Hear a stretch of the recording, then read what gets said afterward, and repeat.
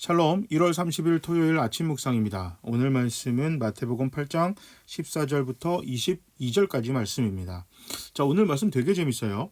8장 14절부터 17절은 어제에 이어서 예수님이 날짜가 어제가 아니라 어제 설교, 어제 아침 묵상에 이어서 계속 문둥병자를 고쳐주시고 그 다음에 베드로의 장모의 병을 고치고 그 다음에 날이 저무니까 사람들의 귀신 들린 사람들을 고쳐주십니다.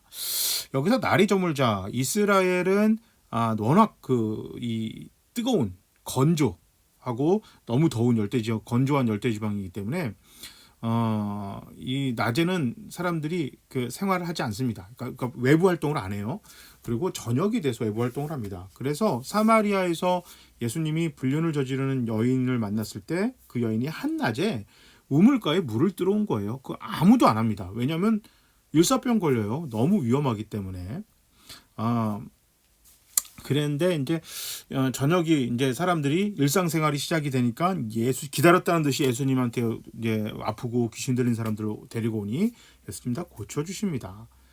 그런데 18절에 예수님이 갑자기 제자들에게 호수 건너편으로 가자 이렇게 얘기하십니다. 사람들이 많이 몰려와서 그랬어요.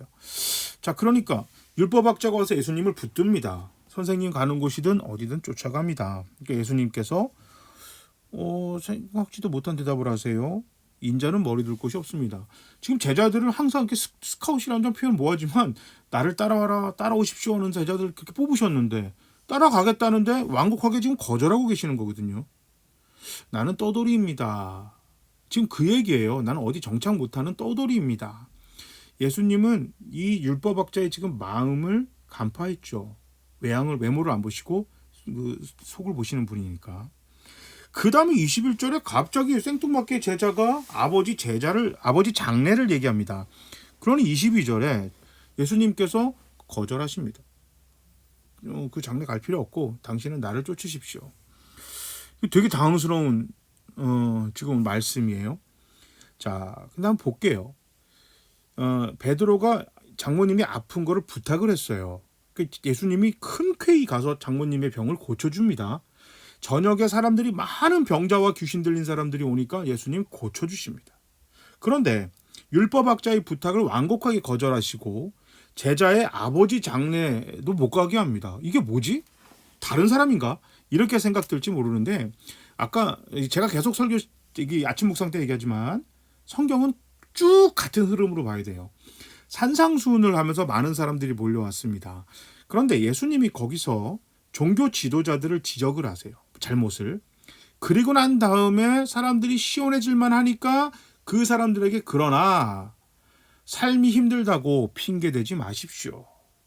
주변 사람 힘들게 하지 말고 우리 모두 다 누가 됐든 하나님 대하듯이 사랑으로 그들을 대하십시오 라고 얘기를 합니다. 그 다음에 이제 문둥병자를 고쳐줬더니 물론 예수님과 그 종교 지도자들과의 불편한 관계는 있으나 비밀로 하라고 그러는 거예요. 굳이 그럴 필요가 있을까라고 제자들이 생각했겠죠. 그런데 비밀로 하라고 그럽니다. 그러고 나서 이제 이곳에 왔는데 사람들이 막 몰려오니까 예수님이 그걸 떠나는 거예요. 그랬더니 율법학자가 예수님을 붙듭니다. 이게 무슨 표현이냐면 예수님은 지금 당시에 떠오르는 대권주자예요. 지금 우리로 따지면 대권주자인데 이 대권주자가 자꾸 거부하는 겁니다. 이게 자꾸 거부해요. 그래서 율법학자가 내가 당신 쫓아갑니다. 그러니까 이 사람 예수님이 뭐라고 하시냐면 이 사람의 마음을 판단 딱 보시고 나는 대권주자할 생각 없습니다. 나는 베이스 캠프 안 차립니다. 이 얘기예요.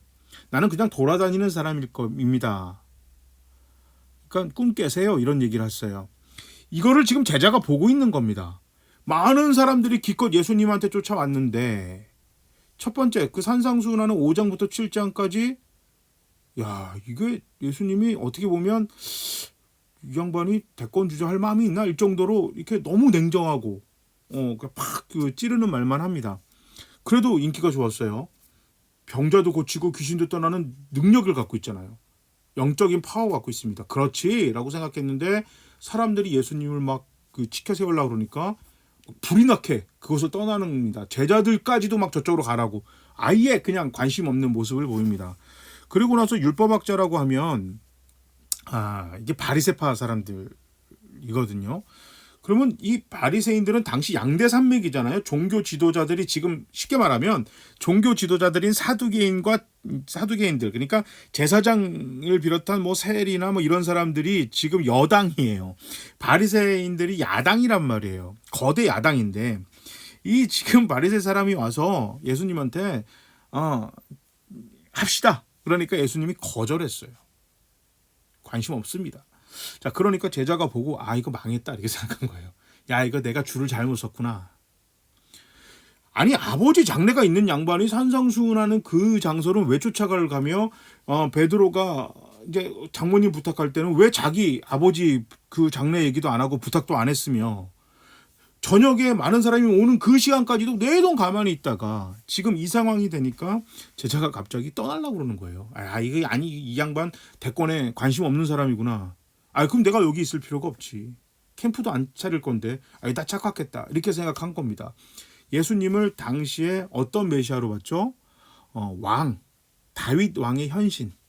그러니까 다윗 왕처럼 로마로부터 이스라엘을 구원해서 왕이 되는 예수. 그래서 그 왕 밑에서 한 자리 차지할 자신을 기대하며 예수님한테 걸었어요. 실제 장래가 있었는지도 몰라요. 그러나 그 전까지 이 사람 아버지 장래 관심도 없었고 있냐 진짜냐 가짜냐를 떠나서 아버지 장래가 이 사람한테는 아무런 영향을 끼치지 못했는데 갑자기 예수님의 행보를 보니 이 양반 로마로부터 저 독립을 하고 저 사두개인들 몰아내서 한 자리 차지할 생각이 없는 분이구나. 이 지금 거대 야당인데 그 거대 야당인 저 사람들이 손을 내밀었는데 매몰차게 거절하는 예수를 보고 도망가려다가 딱 붙잡힌 겁니다. 예수를 믿는 목적이 번영을 위해서 예수를 믿고 신앙생활을 열심히 해서는 안 됩니다. 그거 예수님하고 전혀 상관없는 행위입니다. 그런데 많은 경우에 세상의 성공을 위해서 한몫 챙기려고 그렇게 교회를 다니는 분들이 적지 않아 있어요. 예, 뭐 그 찬양도 있잖아요. 이름 없이 빛도 없이 감사하며 섬기리라. 이건 찬양일 뿐입니다. 실제로는 이름도 빛도 있어야 돼요. 그거 없으면 감사하며 섬길 생각 없습니다. 그럼 다른 곳으로 옮기죠.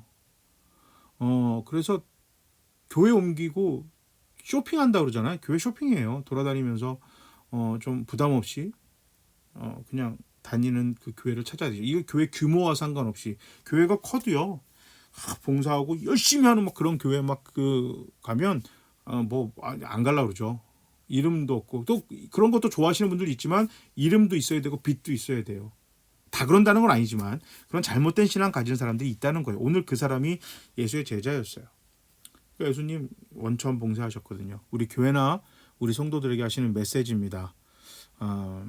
이름도 없이 빛도 없이 감사하며 복음을 위해서 사랑을 위해서 하나님을 그러니까 내 주변을 하나님 대하듯 대하라 하셨지 주변 사람들이 나를 하나님 대하듯이 섬기는 것을 원하지 않으셨어요. 이게 교회가 아닙니다. 이게 절대 목사나 누구도 마찬가지입니다. 섬김받으려 하려면 섬기라고 그랬잖아요. 근데 섬기지는 않고 섬길 받을 생각만 하고 있으면 여러분 그건 교회도 아니고 성도도 아니고 예수의 길이 아닙니다. 그렇습니다. 딱 걸렸어요. 딱 걸렸어. 이거 딱 이놈 붙잡았다. 딱 그거였어요. 잘못된 신앙생활 하지 맙시다. 한번 기도하겠습니다. 하나님, 이름도 없이 빛도 없이 감사하며 섬기며 내 주변의 사람들을 하나님 대하듯이 참 친절하고 성실하게 섬기는 것이 예수를 쫓아가는 자의 모습입니다. 세상의 성공 번영을 위해서 신앙생활을 하고 있다면 바로 잡아 주시옵소서. 우리 주님 예수 그리스도의 이름으로 기도합니다. 아멘. 자, 우리 주말 잘 보내시고 하루빨리 교회에서 대면 예배 드릴 수 있었으면 좋겠습니다. 우리 걸로에서 기도하시고 우리 모두 힘냅시다. 샬롬.